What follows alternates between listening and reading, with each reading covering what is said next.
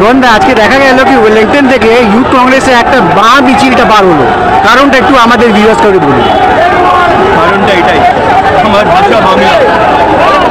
আমার ভাই বোনদের যদি আমার স্টেটের বাইরে যারা কাজ করতে গেছে ভারতবর্ষের মধ্যে, তাদের উপরে যদি বিজেপি শাসিত রাজ্যে তাদের উপরে যদি অত্যাচার হয়, তাদেরকে জেল করে দেওয়া হয়, তার প্রতিবাদ আমরা করব, কলকাতার বুকে করব।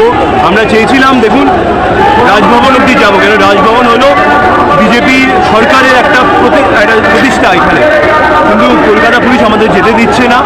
আমরা বাঙালিরা যারা আজকে অন্য স্টেটে গিয়ে বিজেপি স্টেটে আক্রান্ত হচ্ছে এবং তাদেরকে বাংলাদেশে ঢুকিয়ে দেওয়া হচ্ছে, এইটা চলতে পারে না। এটার বিরুদ্ধে আমাদের লড়াইটা, আমরা রাস্তায় নেমে লড়ছি। আমাদের লিডার রাহুল গান্ধী আমাদেরকে এই লড়াইটা লড়তে বলেছে, তিনি সারা ভারতবর্ষে এই লড়াইটা লড়ছে। এর সঙ্গে আপনারা দেখুন SIR যে অ্যাক্টিভিটিটা চলছে বিহারে, এটাই কিন্তু সম্মান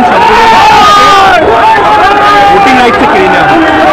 2024 ইলেকশনের পরে আমরা দেখেছিলাম যে ভোটার বানিয়ে দিয়ে মহারাষ্ট্র এবং হরিয়ানা ইলেকশনটা চুরি করেছিল বিজেপি।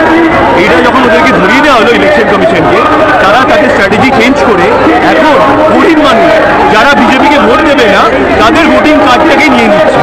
এইটা করে তারা ইলেকশন জেতার চেষ্টা করছে। বিহারে আপনি দেখুন 65 লক্ষ মানুষ তাদের ভোটিং রাইটস কেড়ে নিল, আর মহারাষ্ট্রে 1 কোটি লোক বাড়িয়ে দিয়েছিল ইলেকশনের জন্য। তো এইটা মানুষকে বুঝতে হবে, এই লড়াইটা কিন্তু খালি বাংলার লড়াই নয়, এটা ভারতবর্ষের লড়াই।